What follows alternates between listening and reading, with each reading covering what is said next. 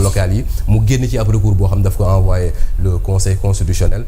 finalement option politique yi mën naa bari ça dépendra de ban réponse la conseil bi di joxe lan la coalition bi moo parewul pour dem ci élection wala dem ci référendum donte gis ne yéen gi mu am dajale leen yéen ñëpp def leen ab parti politique. Merci Khalifa. Moi je crois qu'il faut mettre une précision par rapport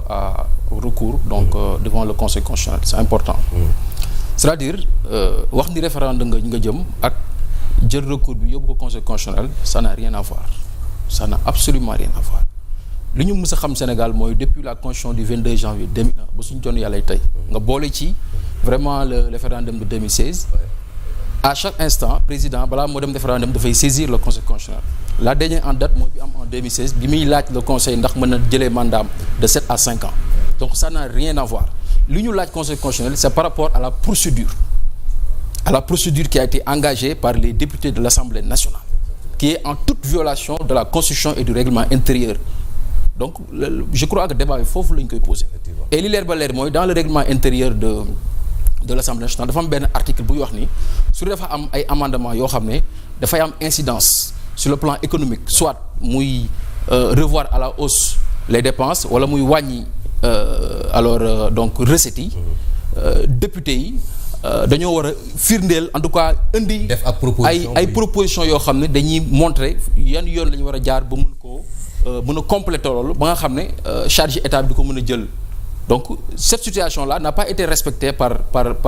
en tout cas bàyyi ñu ci xel les députés de l'Assemblée nationale. L'article 82 permet vraiment au pouvoir exécutif, au président de la République pour mu saisir le conseil sur ce fondement pour mu vraiment prononcer alors l'annulation en tout cas de cette révision constitutionnelle, de ce projet de révision constitutionnelle. Maintenant si toutefois te am naa yaakaar ni vraiment conseil constitutionnel dina ko annuler pour violation de cet article qui a vraiment une valeur disons de loi organique parce que mooy charte bi nga xam ne mooy organiser le fonctionnement de l'Assemblée nationale. Mais même sax suñu demoon ba situation boo xam ne conseil constitutionnel du ko annuler mais vous savez pertinemment que avec aujourd'hui la force politique que la coalition Diomaye bi mu am dans l'étendue du territoire national et il est évident que on sortira vraiment vainqueur de cette bi moo koy remporter. Bon je sais pas oui ou non ça dépendra par rapport ak taxawaay bi nga xam ne le président chef de l'exécutif dina ko am. Effectivement Thierno Ndiaye rappel bu am solo la défend effectivement à chaque fois que révision constitutionnelle di am tàmm di gis le chef de l'État muy demander l'avis du conseil constitutionnel pour xool ne serait-ce que conformité bi avec oui allez-y. Et puis sur un dernier point je crois que suma naataangoom il a parlé de la constitution des États-Unis. Je crois qu'il y a une grande différence par certes c'est une constitution rigide mais Sénégal suñu ay procédure de faux bokkul ak la constitution américaine. Je vous dis que en première année dañuy jàngale en droit que la constitution n'est rien d'autre que fille de son époque et les filles de son époque donc jamono lu mu laaj dañuy fexe ba muy méngoo ak constitution bi moo tax à chaque instant que de besoin vraiment le pouvoir public est amené à procéder à la révision. Même su fekkee instabilité boobu noonu mun nañ ko xaw a ñaawlu. Non il y a pas d'instabilité c'est la démocratie c'est dans l'ordre normal des choses c'est la démocratie il y a pas d'instabilité. Les institutions marchent elles fonctionnent normalement. Khalifa. Effectivement c'est bien clair alors Cheikh Ahmed Tidiane lii mu mel ni li président Diomaye def yéen moom waa APR da ngeen ci gis seen bopp da ngeen bañoon dugg ci lu ngeen jàpp ne dualité la entre Sonko ak Diomaye recours bii nii yéen ça entre en droite ligne ak yéene boo xam ne d'accordu leen bu ñu xoolee seen député à l'Assemblée nationale notamment ki nga xam ne moom mooy ki di Abdou Mbow ak li ñu ko fa malmené d'accorduñ ci ni ñu doxalee mbir yi yéen vous soutenez cette initiative du président Diomaye. Bon, nous, ce que nous soutenons, c'est l'intérêt supérieur du peuple dans cet imbroglio boo xam ni am na entre les deux entre le Parlement et l'exécutif. Su ñu xoolee tey dans cette énième réforme c'est juste benn problème bu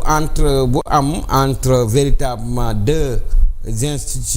personnalités politiques boo xam ni malheureusement dañ ko dugal ci suñu institution soo xoolee cette réforme au fond c'est quoi c'est justement et fondamentalement c'est pour am ay instruments yoo xam ni parlement day mën a indi ay motion de censure ay problèmes yoo xam ni en tout cas dañu leen di renforcer ba ñu am sax plus de force que le président. La réalité, le fond, c'est justement des affaires politiques, des problématiques yoo xam ni am na. yoo xam dañ koy malheureusement transposer et c'est pas la première en date. Comme mon camarade l'a dit de la République des valeurs. mooy keroog li bi Ousmane Sonko ñëwee wax dëgg yàlla ñu bëggoon nag foofu noonu le président par rapport à ses prérogatives du premier gardien de la Constitution pleinement mu jouer sa mission parce que pour man foofu rek waroon na am un grand stop parce que xam nañ ni dañoo salfaañee le droit constitutionnel dañoo salfaañee le règlement intérieur de l'Assemblée nationale. joxe na un avis def na un avis woon leen ne doxalin bi àndu ci. voilà loolu ça suffisait. man je pense que moom quand même tey signature am mooy promulgué à ce que je sache à la kulal moom mooy promulgué bon léegi nag ñëwaat nañ encore ci beneen. bon c'est très bien que mu def loolu parce que quand même au fond soo xoolee révision bi amul dara loo xam ne dafa dëppook loo xam ni tey mooy suñu constitution dafa dëppook loo xam ni mooy suñu règlement intérieur mais malheureusement man encore une fois comme sama njëlbeen wax. moi je pense que tey lépp dañoo ko polariser ci politique. dañoo polariser or je pense que tey urgence yi nekk ailleurs soo xoolee le problème mooy la crédibilité des institutions parce que quand un pays ñu gis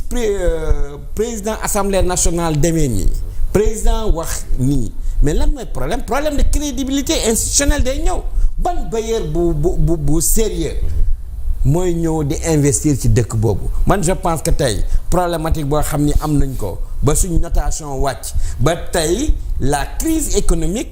nekk la chose la mieux partagée par les citoyens. donc président assemblée nationale joxe na ay garantie que ne du benn supplanter li nga xam ne moom mooy activité gouvernementale yi dafay exercer juste son rôle parlementaire mooy de veille de contrôle de l'action gouvernementale. mais dafa am benn cacophonie boo xam ni dafa am tey loolu moom ku ko waxoo dëgg. cacophonie bu doy waar moo am tey ay problème politique yoo xam ne dafa am entre ay ñoo xam ni ñoo bokkoon parti léegi bu jafe-jafe am léegi nag loolu ñu transposé ko ci ay institutions yu ëpp doole loo xam ne tey chancellerie yi ñu ngi fii ñu ngi àddina mi ñu ngi seetaan donc lii su amee mais problème bi mooy dëkk bi wóorul moo taxit nag tey amul dara loo xam ni économiquement man pour man tey l'urgence au Sénégal tey moo nekk lan si lu ñu jógee ci jafe-jafe ak surtout lu ñuy dugg effectivement loolu daañu ci ñëw les préoccupations des populations effectivement